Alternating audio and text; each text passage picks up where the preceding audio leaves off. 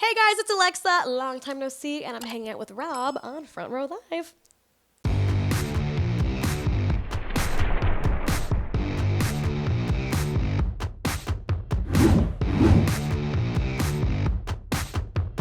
What's up, guys? Rob here, Front Row Live Entertainment. I am finally reunited with AleXa. It's been a little too long since the last time we got to hang out. It's been quite a while. It has been. And I'm so excited. Everything that's going on with you. You're just about to wrap the final day of part one of this tour. Yes, sir. What has this tour taught you so far? It has taught me that, I feel like I already knew this, so it feels kind of redundant to say. It's not like it's new facts to me, but I'm just so fortunate to have so many people that love me as not just an artist, but as a person. So every day, every stop I've had, I've just been feeling that love and that just, blessed feeling. So, yeah. Incredible. And you get to test out new material on this as well. Unreleased songs and all that. Exactly. So how do you feel that this new material has been kind of resonating with these fans? That's what I'm most happy about is everyone seems to be responding quite well to the new stuff, despite, they don't know the words, but I see them, rocking to it, headbang, like, okay, I vibe with this, I vibe with it. It's being received a lot better than I thought, so I'm just happy that everyone likes it so far. Right. As far as the stages, every stage is different this time around.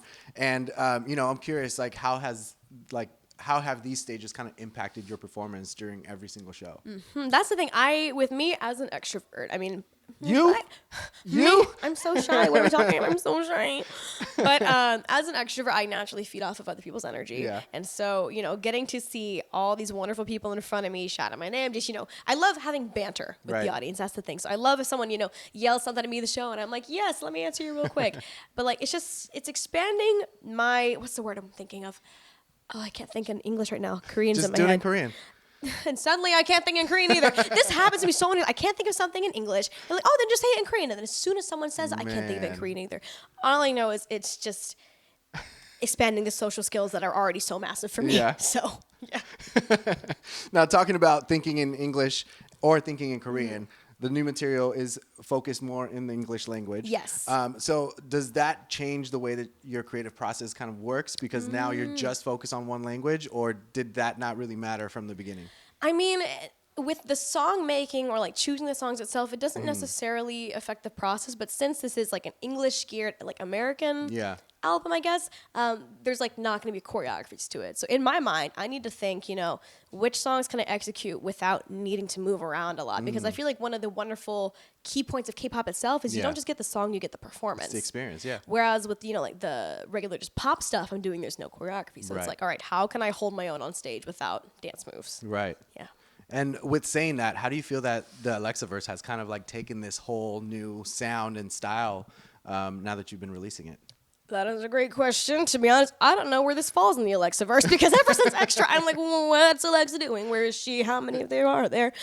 But with this one, I think specifically with the release of Sick, mayhaps it's a flashback to when she was a human. Or maybe it's a false story that they're programming into her AI mind. I'm not completely sure. But I guess it's just this new era of AleXa is just her experiencing human emotions. Okay. Yeah. I was going to say maybe it's when you watch a movie and then they they show a scene and then they say 2 years prior. Yes. This is how we got here. Exactly. So now this is that origin story.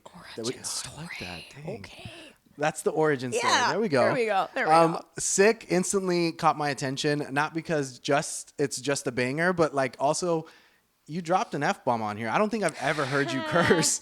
And, I'm curious, as far as in your music, I'm curious, how does that kind of impact that process? I personally am not a fan of putting swear words in songs, but sometimes, we get them and it just makes sense with the lyrics. I'm like, okay, the music I write, I typically don't put swear words in. But, I guess for impact, some are written in. I try to keep my stuff as family friendly as possible. But sometimes, we get a really good demo, but we're just not able to touch the lyrics. So it's we're going to let this one slide. I'm 27. I'm 27. Let me swear. See, we got to grow up, right? Eventually. But does that change anything for you? Do you feel uncomfortable doing it just because, what your audience is used to listening? I don't personally feel uncomfortable, but so far on the tour, I've had fans from different age groups in attendance. So I feel like I always have to give a disclaimer, hi kiddos, don't say the words I say. I'm sure you've heard worse on TikTok, but don't say the words I say. But yeah, I swear like a sailor, though. Yeah. I'm not going to lie, off camera, I swear like a sailor. So Wow. it's I would never have thought that. really glad to hear that. Glad to hear that. With this new song, you are channeling like your inner Avril Lavigne in a sense. I love the direction that you're going towards as far as like your music goes. The last time we spoke, we briefly talked about pop punk and we talked about Chemical Romance, and it was around the time that Paramore was starting to like pick things back up again. So that's my era. That's what I grew up listening to as well. So now that you get to start working towards creating this kind of music, how does that impact your process? I feel like now like your brain is just going nuts trying to like figure out what to put, what not to put in your music. Yes. I mean, on the side, we've gotten so many great demos. I've also been working on a lot of music with my producer friends back in Korea. Yeah. I'm just really happy to be moving in this direction because this is also what I grew up with. This is my flavor of music that I love. Right. And so it feels super organic to be putting what I used to listen to, what I grew up with, into what I'm releasing now. Yeah. And then is Carlson still on board on this? Hell yeah! You know, how does that impact that creative process between the two of you? Because now it's a different lane you guys are going through. Alex Carlson, bestie! No, we actually, so I'm Okay, the unreleased song that I've been singing on my tour so far, we co-wrote that. Nice. So it was a huge group process, but lyric-wise and everything, it was co-written. You know, we had so much fun in the studio when recording it. I love that dude so much. He moved to Korea. So are you serious? Yeah. So it got official. It's real. You're stuck with him. Oh yeah, we are stuck with each other forever now. Alex and Alex. Woo. Yeah. So how has that kind of evolved now that like he is back home with you and you're able to almost be with him whenever you want to work with him?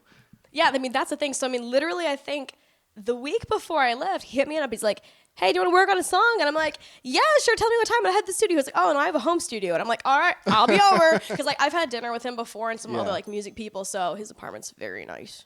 It's very nice. If he ever moves out, I claim his apartment. Oh, man. But having a home studio is just really convenient to just chill and work on music together. Right. Yeah. Now with this new material, going back to the like only focusing on the English language for the album, do you feel that the way that you write has changed as well? Ooh, that's a good question because I feel like in the past, the music I've written for myself, you know, it always has a message, but I feel like it's always been more towards the love, romance kind of stuff. Yeah. But I feel like through pop punk, I can express more raw imagery, I guess, in a sense. You know, I'm Okay talks heavily about mental health. You know, Sick also talks about, you know, this toxic mindset you could be in. I feel like through the lens of pop punk, it's what's the word I'm looking for? It's allowed me to expand the emotions that I write upon. Okay. Yeah. Vocally too, I feel like you're able to test different vocal ranges as well. With Sick, you kind of start out with a lower register that I'm not used to listening to with AleXa just because you're usually up here. Yeah. So, you know, how different was that being able to kind of relax your voice? Or did you feel like that was harder for you to sing in a lower register? It was a breath of fresh air for me because most of my songs are me like, this is a revolution! And years of vocal damage has given me a bit of a rasp now, but I like it, and it works well with the pop punk thing. So I promise I didn't used to have a vocal fry, but now I do because vocal damage. Woo. But it's fine. It adds flavor to the music now. So yeah. What do you feel has been a challenge with this new material that you've been working on? Ooh, a challenge. I think, in all fairness, it's like trying to be as organic as possible because I feel like, you know, the market's very saturated, obviously. And I know that, you know, there's so many artists that have similar passions, similar ideas, and similar sounds they want to convey. But it's also like how to differentiate yourself in this, you know, pool of insanely talented people. But staying organic and I guess being as unique as possible has been the biggest challenge so far. What about as far as like that live show? How would you say that this new material has kind of impacted the live show? Just because going back to what you said earlier, with the K-pop music, you have the choreography in mind. This time you don't. So what does that do with that performance that you give us on stage now? Yeah, I mean, out of my K-pop discography, there's not many standing songs I have. I have a ballad or two, and I have, you know, maybe one or two fun songs that just allow me to, you know, interact with the audience. But having songs like Sick, I'm Okay, this is definitely coming out after the tour. So Distraction, Joy of Missing Out. Yeah. It's giving me more opportunities to really just kind of, you know, go to the edge of the stage and really look people in the eye, but not have to tear my gaze away immediately because I'm dancing. It gives me a chance to really look out and see everybody and just really feel the vibe at the moment. That's really cool. It gives you a moment to really appreciate the fans a little bit more. I feel like when you're performing and you're giving us this big elaborate show, it's kind of hard to be able to focus on them while you're still trying to remember every dance move and every line. So that must be like, that must feel like a breath of fresh air. At the fresh same time. breath air. I mean, there you Amen, go. sister, I was thinking in yes. Korean. That's what was going on. Okay. So what's next with you? Part 1 is wrapping up today. Yes. Do you see part 2, maybe 3 happening anytime soon? Is that something that's still up in the works? 2, 3, 4, 5, 6, 7, 8, 10, whatever. There's already talks about, when part 2 is going to be, where part 2 is going to be. That would be and dope. then 3, 4, etc. Everything's already in motion. We just got to finalize things and then get the wheel rolling. Okay. So, ball rolling. What is the phrase? Wheel It's rolling, all right. ball We're in this rolling? together. We got this. Exactly. I got you. I got you. Thank you. Music video is sick. I mean, no pun intended. But I love the fact that you are kicking each other's butts like the entire time. Yeah, it's fun. It's something different. It's something cool. Like, what was that experience like for you? And is that, did you have to do any kind of training during that process for that film or for that music video? I'm fortunate enough that during Revolution 4 years ago, was it 4 years ago? Yeah.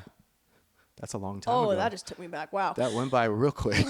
4 years ago, I was fortunate enough to receive a bit of stunt training for like combat and wire work and things like that. So I had a little bit of that in my toolbox already, but for this one, because the full video, 3 minutes, was going to be one complete fight scene and not just a bit that we edited in, I did attend stunt school the day before. I learned the choreography on the spot. We had stunt people to teach me it and, monitor, make sure everything was done safely and carefully. I mean, it was just fun, and I love to do kick-ass things, so I would like to do more in the future. Yeah, that would be cool. And with that, it allows you an opportunity to do some more acting, which you get to do. They debut on Netflix pretty soon. How was that experience? And do you feel like acting for a show or a series is similar to acting in your music videos? Ooh, that's a good question, because in regards to I mean, right now I'm currently in the cast of a animation project that's going to be released soon. Where exactly, not quite sure yet, but it's called Ghosts of Ruin. So I'm hiding behind an animated character. So my facial expressions and my physical movement don't exactly matter, but how I, the tone of my voice needs to match the animation on screen. It needs to match the tone, the emotions, the scenario that's happening. But when it comes to music videos, it's like, sure, maybe I'm not having dialogue, but I need to convey the lyrics. I need to make sure the message is being sent through. Right. And for people listening to Sick for the first time, they probably wouldn't think of a violent fight, like a cage fight, when you hear the lyrics. Yeah. But, in my mind, I believe the music video works as a visual metaphor that applies to the lyrics, whereas you're killing this image, this rose-tinted glasses, this God pedestal image you have of someone. You're killing that down to free yourself from this toxic mindset. Yeah. Nice. Thank you. Nice. Well, I'm excited that we got to reunite. I'm excited for what's to come with this upcoming full English album. Yes. I hope you and I get to do this again. For sure. You guys be sure to check out AleXa. New single Sick is out now. And thanks for watching here on Front Row Live.